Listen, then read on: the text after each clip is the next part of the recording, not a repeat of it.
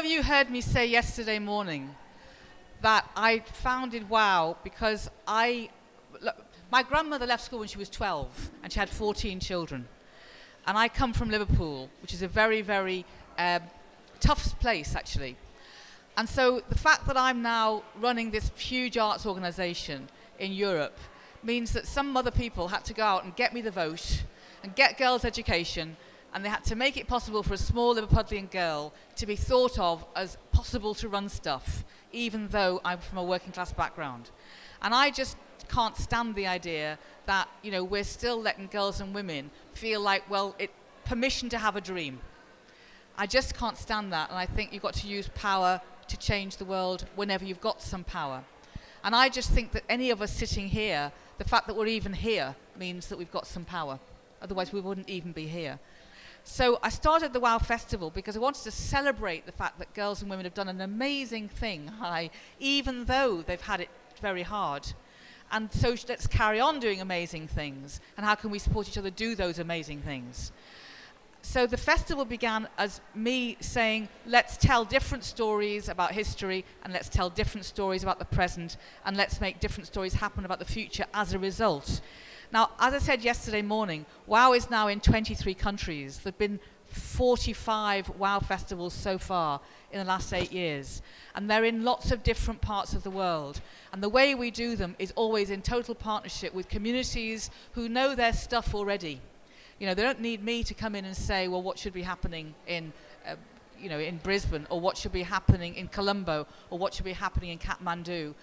All I can do, and we can do, is say, well, the WOW Festival is a fantastic vehicle, because we've proved it to be the case, for celebration. It's a very safe and interesting and positive space for women and men. So can we utilize the WOW framework and the WOW global movement now? Would you like that to happen? And in many places they've said, yeah, we want it to happen. And then it's like, how respectfully do you make that happen? So we were asked by Lola to come to the Ake Festival to just say, look, we're grateful to be here. The F word won't be the word next year for the festival, it'll be something else. But, you know, the women's movement still needs to solidify, strengthen, carry on, find stamina. And is the WOW Festival movement something that you could use? And if so, how could we help? That was really the kind of offer. And obviously there are brilliant people who've been working in this space for years, doing wonderful things. Do you think the WOW Festival might be something that could add in and support that? And that was really the point of us thinking. What do you think, if you had a festival like WOW here, it would need to cover? What would it need to do? And is it needed even? Because if it's not needed, obviously it's not needed, and that's a given. You know. So that's the sort of starting point. Yeah. Could it be useful? If it was useful, how would you want it to tackle stuff? And there are some people here who've spoken at WOW festivals, been very much part of WOW festivals. But for those of you who don't know, it's basically usually 2 or 3 days. It has an under 10s feminist corner. It has girls and women of all ages and backgrounds speaking. It is totally intersectional, or it attempts to be. That's its starting point, that it has to be inclusive.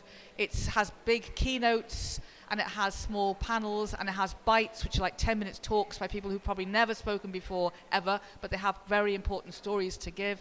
It has testimony sessions around tough stuff. It has how-tos, like how to get a pay rise. And it has an opportunity as well for sharings. And then there's a market, which is a really important part of social glue. And we hear from women all over the world, and we also hear from women in their own backyard who are often not heard from. So it's about voices you don't hear very often, if at all. And it's also about saying to women whose voices are overheard, would you just stay and come to WOW and maybe just listen, and don't just come for your session and bugger off again, which often happens. Yeah. So that's... Yeah, great. And one of the key things about WOW is that it's a festival, so very much like the energy here. It's not a conference where you just sit and are sort of talked at for days or for hours. It's very interactive, and we also are very mindful of putting, you know, we have some very, very well-known, incredible speakers, incredible women and activists, women like Malala, women like Chimamanda, women like Angela Davis, all speak on the same platform as hundreds of women who don't have public profiles, but who are doing incredible work, often putting their own lives at risk fighting the battle for gender equality, both. And another key point is we don't just look at, although we have a very global perspective, we're also looking at our own backyard because we're really aware that gender equality does not exist in the UK. So we look, we look very locally, we look nationally, and we look globally. And we try to foster as many links as possible between subjects such as FGM and domestic violence and violence against women and girls, the links between subjects such as, women who are childless and women who are child-free by choice, and then the fertility industry. We're constantly trying to think about the world and in the way in which everyday issues that women are facing are gendered. So issues like women and debt, issues like, as Jude said, how to get a pay rise, how gender affects all of those things, how gender affects your experience of racism, how your experience of racism is affected by your experience of sexism. And as we do have a couple of women here who've definitely spoken and been at WOW, it might be good to just start throwing it to them. And one more thing, we do things like how to be a stand-up comedian. Yes, and the politics of Afro hair. So it's fun. There's a lot of fun. We have the women's weightlifting team giving demonstrations. Yeah. We have pop-up poetry. We want to demonstrate that women have a huge sense of humour. Yeah. How could it be otherwise, bearing in mind everything else? And lots and lots of vitality. So it isn't all about the endangered nature of the species. It's about the things that we've achieved. But Layla, you've spoken, done, been there, got the T-shirt. Do you want to just talk a bit? I think WOW has become an event where every year it's literally somewhere I keep an empty. Like my calendar is always that's what's going to happen around March, and I always expect that email that's going to come. And I guess it's with me. I think with me it actually started. I mean, we in the UK we talked about FGM for many years, but WOW was actually one of the biggest platforms we stood on, and where we finally shared obviously how we want FGM to be tackled. So that was one. And I guess what I've learned, what my experience for WOW there was a gradual progression as well. I went from being a speaker and having a stall to now facilitating panels, presenting at panels, screened the Face of Defiance film there. It's become another extended family of my feminist world. I guess that's what it was. And I love the fact that there are now pockets all around the world.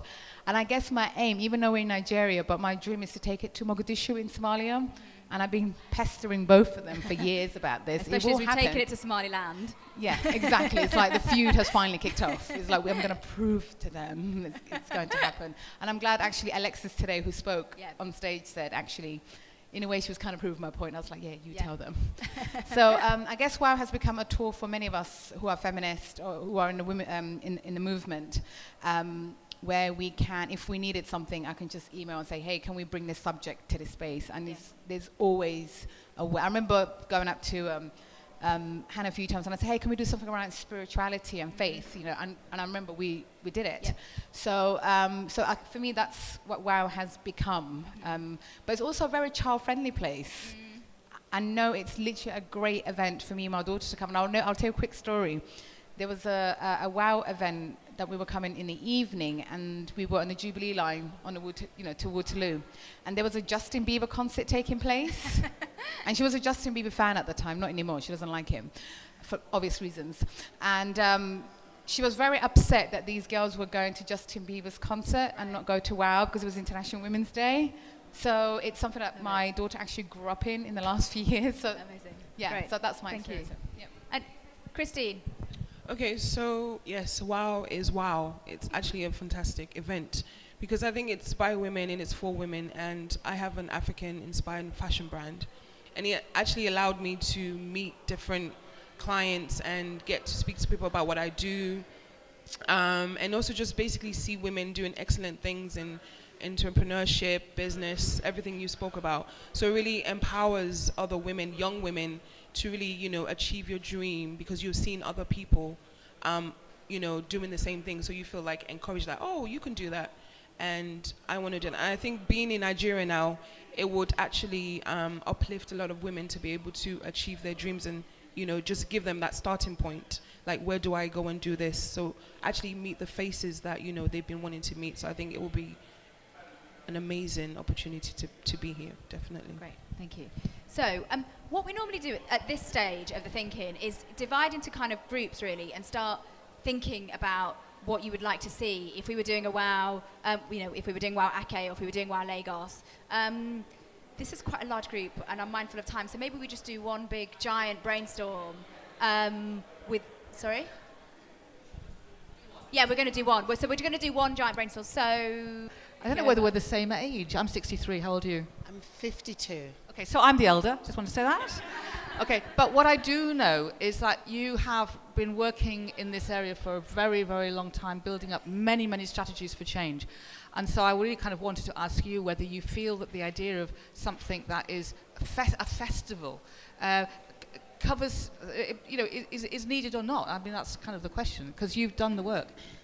The funny thing is, I started my career in London with Akina Mama Africa as a student volunteer.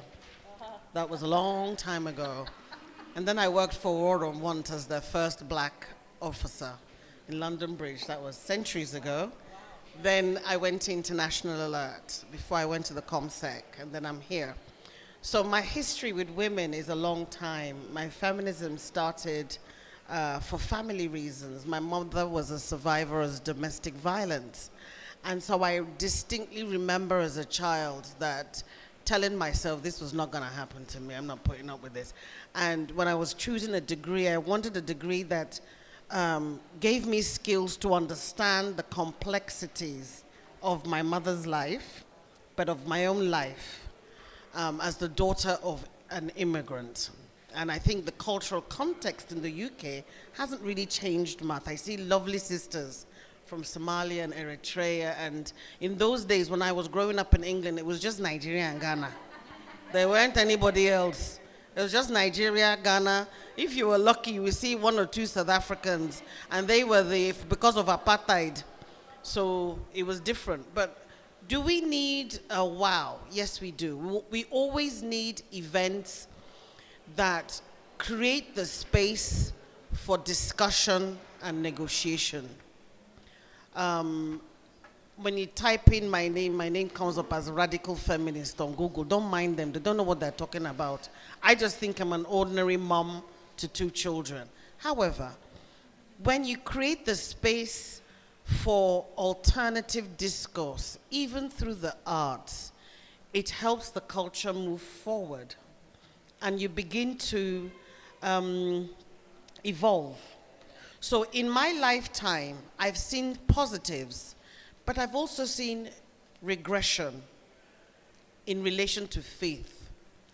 And faith for us here in Lagos, because this is where I live now, is critical because it's captured our young women. It's holding them by the wrists and the ankles and telling them that if they're not an MRS, Mrs., that they've failed. So you will see talented young women who are in such faith that they're unable to distinguish the rights and wrongs of what's happening for them. So I think a WOW is necessary. Then the issue then becomes, how is it going to work, given our cultural complexities and the fact that we don't have a South Bank Center, we don't have an avenue for which the institutions work properly and for you to get the support you need to do it and do it well. So there are lots of dynamics that we have lots of other, we have the Nigerian Feminist Forum, we have a number of other institutions on the ground, but they all suffer from the same disease, and that is a lack of resources. Yeah. I mean, well, listen, I think just the endorsement that we need a WOW. I just want to, anybody who thinks, look, you don't need a WOW in Nigeria, we've sort of got enough of all that. Can I say one thing before that? Just to jump off that, one thing that's really important when we do the Global Roles, it's not us that does them. So it's all about partnering with a local institution or organisation, and they build the capacity, and we work with them to do that. So it's not London parachuting in and just doing a London WOW. No. It's all about the capacity building, and it all starts from think-ins. So it's all programmed in the space and by the space. Just a quick thing. So just to move on, I mean, we've had one, we need a WOW. Anybody kind of show, well, I specifically would say we didn't. Okay, well, we'll take that as a if it was the right thing and if it was good, that would be a wonderful thing to have. Okay, so shall we move straight into subject matters, right? Because we've already had one, which is domestic violence, right? Which is, I'm just going to write down. Yeah.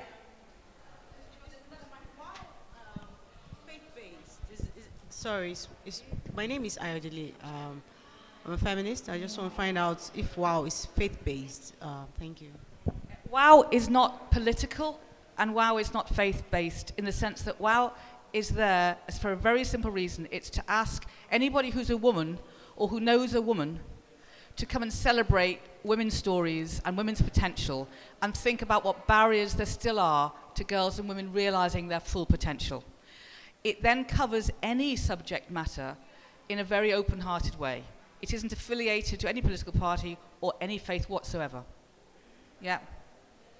Actually, any other questions, in fact, about what WOW is? It's always funded independently. It is never funded as a government instrument, although governments may give money towards it being on, if there's a kind of women in leadership, or if there's a strain of money that they have that we might use, we might choose to ask for a grant, but it's never run by government. It's a charity and independent. I'll just come here. Hi, I'm Zainab. I just wanted to know what the impact of WOW is and what is done after everyone meets and what happens, because it's different from a festival like this where like it's just for people to come in who appreciate like books and arts, but like when you're doing something that's related to like domestic violence, what happens after? Are we just meeting and talking about it and doing all of that, but then what happens after? Like, what is there lobbying going on? Is there, or even yeah, exactly. So first, we don't lobby because we are fundamentally an art space, and so we're a gathering, and we're about giving space and oxygen and profile to other people's work and other people's campaigns. So that's one thing. So what we often, by virtue of that, can give them is proximity to power and audience, which is really powerful.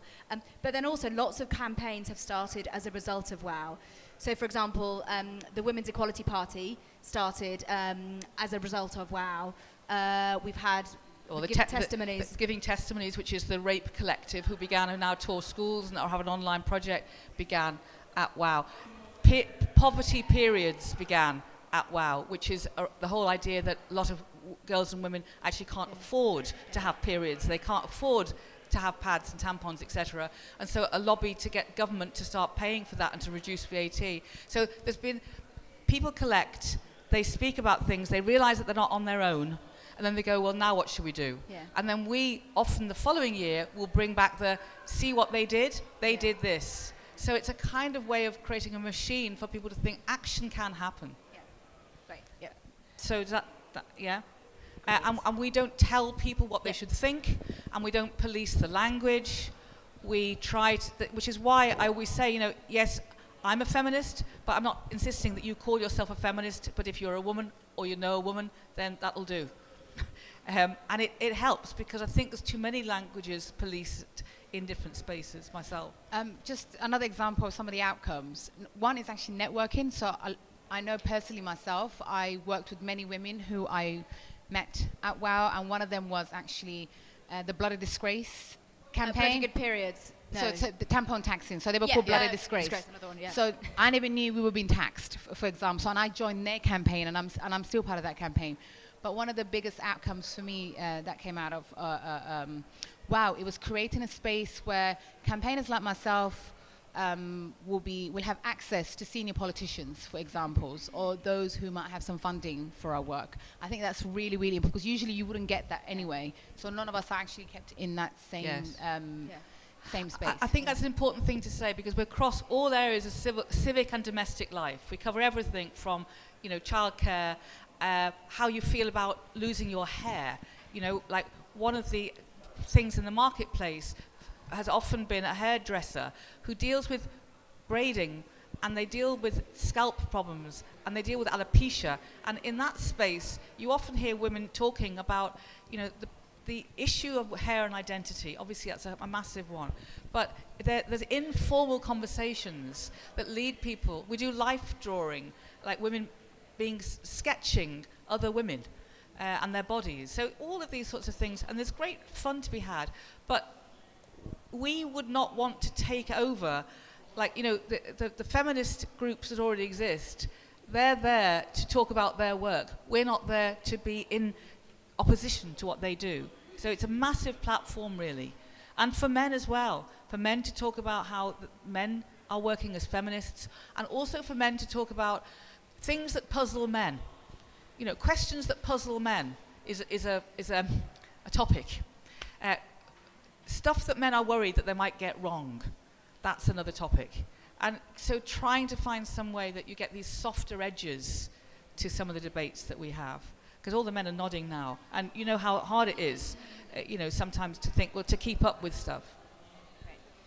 So again, it'd be great to, any other sort of thoughts or ideas on things that you would like a WOW to focus on? Just raise your hands, we'll bring you the mic. Yes.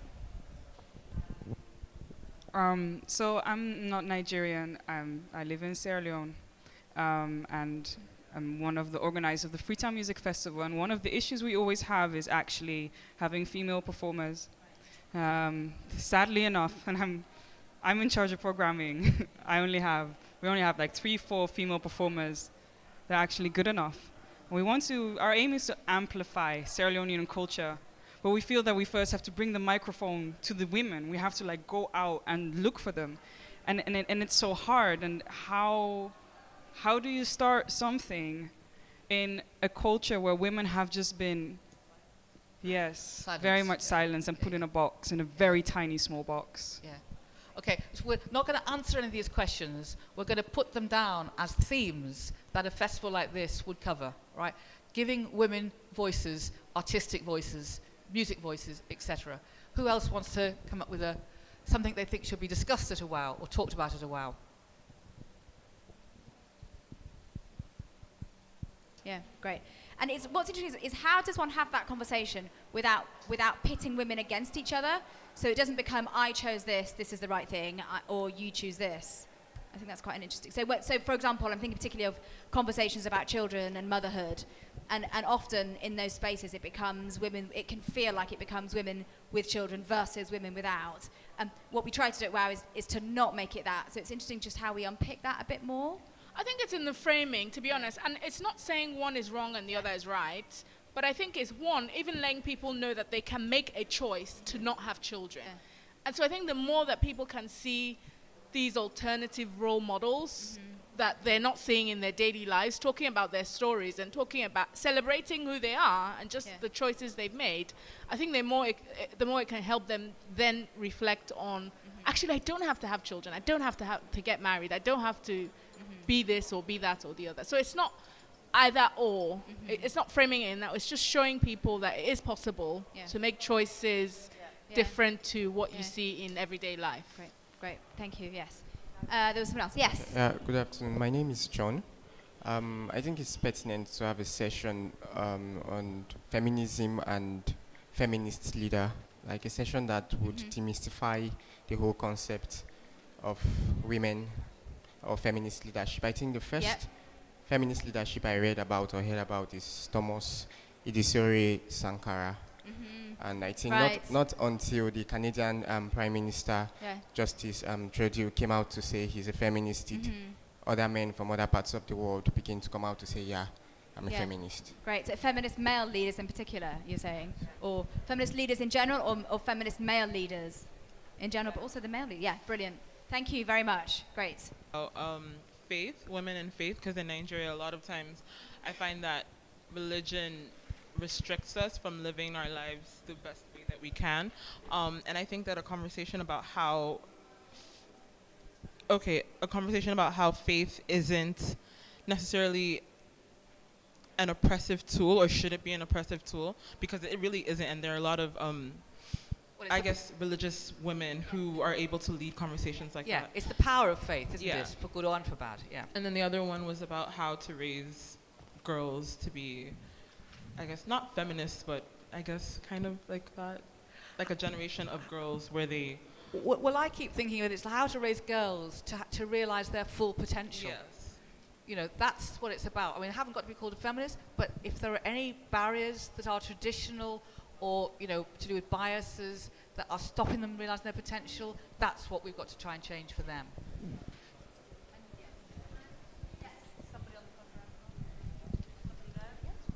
We might just quickly go to somebody who hasn't spoken yet. Did someone just put up there? Hi, I'm Amaka. Okay, so I was thinking we could discuss feminism and misandry, because a lot of people think women who are feminists hate men. And that's actually not the point. We're just trying to show that, we are human beings too. We need to be treated like human beings. But men don't understand. So I think we should put that down as a topic. Okay. That's a really good point. Have you all heard that? Women don't hate men. So how to communicate that idea that women are not fighting for rights because they don't like men? And there's a man. Hi, I'm Matthew, everyone. One thing that seems to have come out of the suggestions people are making is the kind of potential of thematizing WoW, or kind of picking a particular kind of faith, women in faith, or an issue to explore. I just wondered if that is something that WoW's already doing, if the festival tends to focus on a particular theme which relates to feminism rather than, because I think sometimes feminism can appear like it's a very massive thing, and maybe it could be productive to focus on something more specific. Well, actually, no, we don't focus on one thing on purpose, because we want to say that we have, if somebody wants to find out about, women and issues to do with the law, they might come for that and then listen to lots of other things. So actually it is very much this idea of going into a massive sweet shop and thinking, well, I thought I was going to be in for a barley sugar, but now I look around, I'm going to have some licorice all sorts as well. So that's sort of it's about, because we have to educate ourselves. So I'd never been to a session on the politics of Afro hair. I know a great deal more about Afro hair now. But if you just had a conference on it, I wouldn't have known I was included, so I wouldn't have gone. I think also it's important that whilst there may be a need for the WOW, we have a lot of problems around the girl child, young adults, female. So I think whilst it may be unusual, I'm going with what he said, taking a theme. I think within our own cultural context, you may have to seriously consider whether having a thematic, because these are issues that are peculiar to our cultural situation. If it's something that is scattered with lots of different strands, it's going to be difficult to take a leaf out of it and tag it to a particular situation. But if you have a theme that addresses the girl child, and within that context, the girl child and young adults, young female, 16 to 25, you would have so many things within that WOW to address. And already I can think of lots of the points that were said earlier, and the lady spoke about having choices. Many of these girls don't know about the choices they have. Then she said something about boys not thinking that we hate them, we're just asking for rights. So if you begin to look at it from that angle, then I think you stand a better chance and it's easier to sell. I'm just, especially as I'm in this context, it'd be hard to sell if it's all over the place. Okay, that's a really helpful thought. That's very helpful. Thank you very much. So we've got about 10 minutes left? 7? 7 minutes left. So if you, so more thoughts, or perhaps something that, yes, great.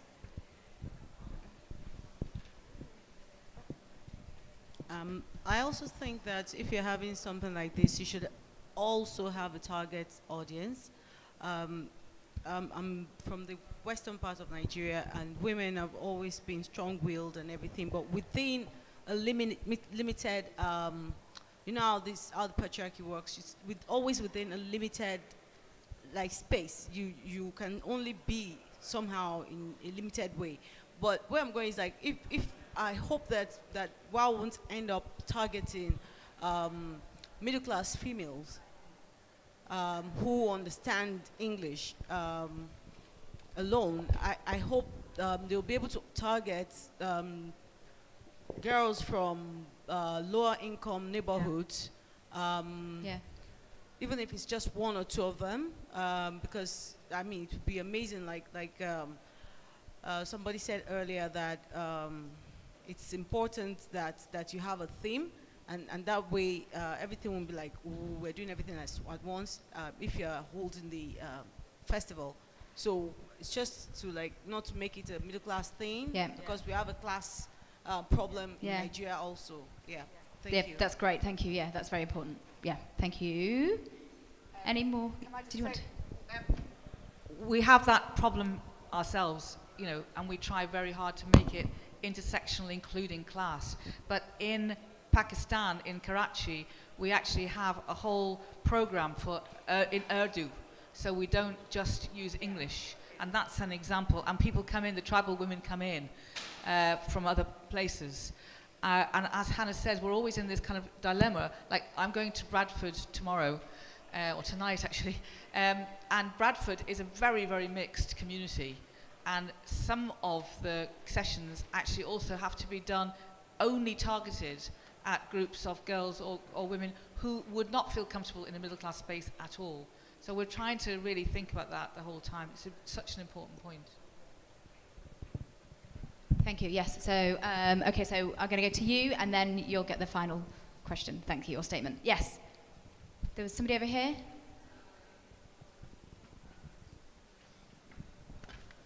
Yes. Hello. I am Dami. So, someone made mention of you just target try audience. the mic a bit nearer to your mouth. Okay. So there was she made mention of target audience, probably young adults. Yep. And when it comes to choice, especially in this part of the world, in Nigeria, it's hard for young adults to make choices by themselves, because everything, we have this cultural thing that once you anything you have to do, you have your family.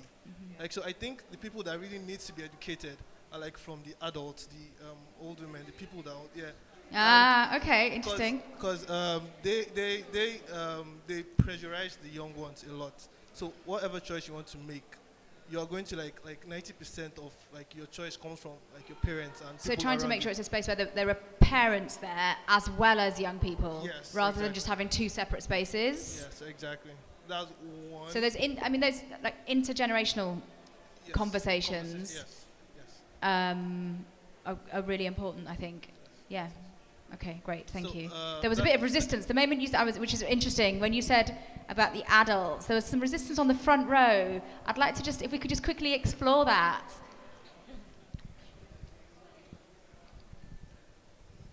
Hi, okay, so I would like to think we should be the change that we want to see in our parents. Okay. Like right now, it's really hard to change the mentality of people who are advanced in age.